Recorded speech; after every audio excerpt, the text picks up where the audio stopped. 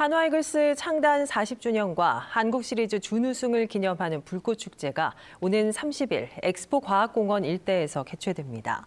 이번 축제는 여의도 불꽃축제를 주관하는 한화그룹이 시즌 동안 팀을 응원한 대전 시민들에게 감사의 마음을 전하기 위해 마련한 것으로 규모나 내용 면에서 시민들의 큰 기대를 모으고 있습니다. 대전시는 당일 행사장 주변에 예측보다 더 많은 방문객이 몰릴 것으로 보고 교통과 안전대책 마련에 만전을 기하기로 했습니다.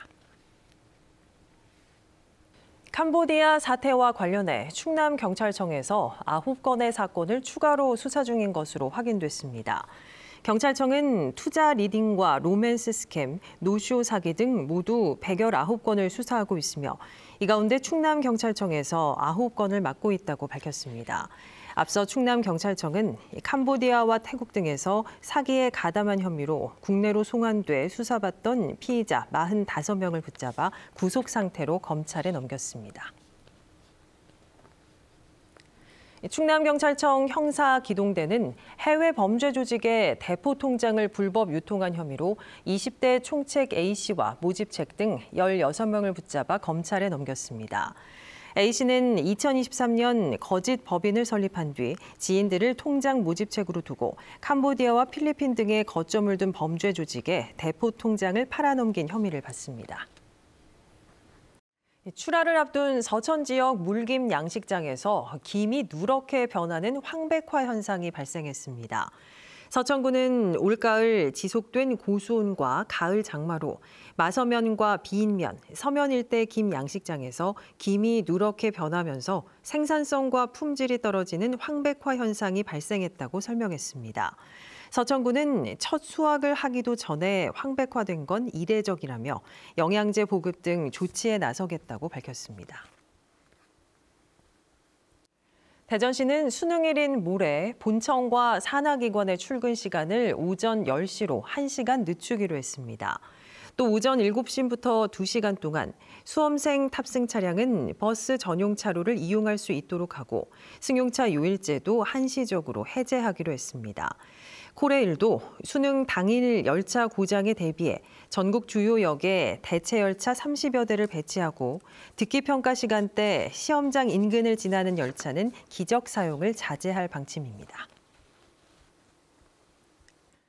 오늘 오후 2시 10분쯤 공주시 정안면 천안 논산고속도로 천안 방향 차량 터널 안에서 승합차와 화물차 등 차량 9대가 잇따라 추돌했습니다. 이 사고로 30대 1명이 중상을 입는 등 9명이 크고 작은 부상을 입었고 사고 수습 과정에서 3시간 넘게 정체가 이어졌습니다. 경찰은 앞서가던 차들이 서행하던 중 25톤 화물차가 앞서 있던 승합차를 들이받으면서 잇따라 사고가 난 것으로 보고 있습니다. KBS 대전 특별기획 청년이 묻는다 충남도 편이 내일 저녁 7시 20분 KBS 1TV를 통해 방송됩니다.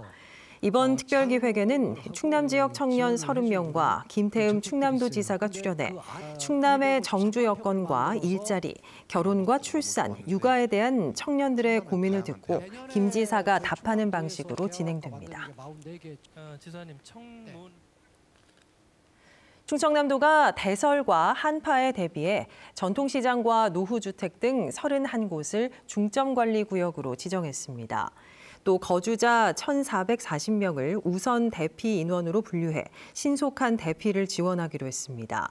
이 밖에 제설 장비 3천여 대와 제설 자재 3만 톤을 확보하는 등 앞으로 4개월 동안 겨울철 재난에 대비한 종합대책을 추진할 계획입니다. 충남에서는 지난해 대설로 1명이 숨지고 204억 원의 재산 피해가 났습니다. 한화이글스가 아시아 쿼터 선수로 일본 프로야구 라쿠텐 골든이글스 소속 왕앤청을 연봉 10만 달러에 영입했습니다.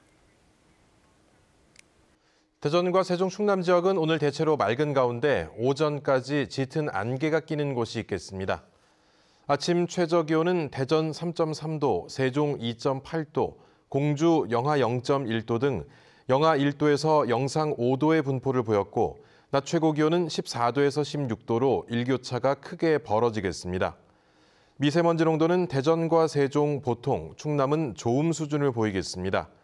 주말인 내일도 대체로 맑겠고 아침 최저 기온은 영하 1도에서 영상 5도, 낮 최고 기온은 15도에서 17도로 오늘보다 조금 높겠습니다.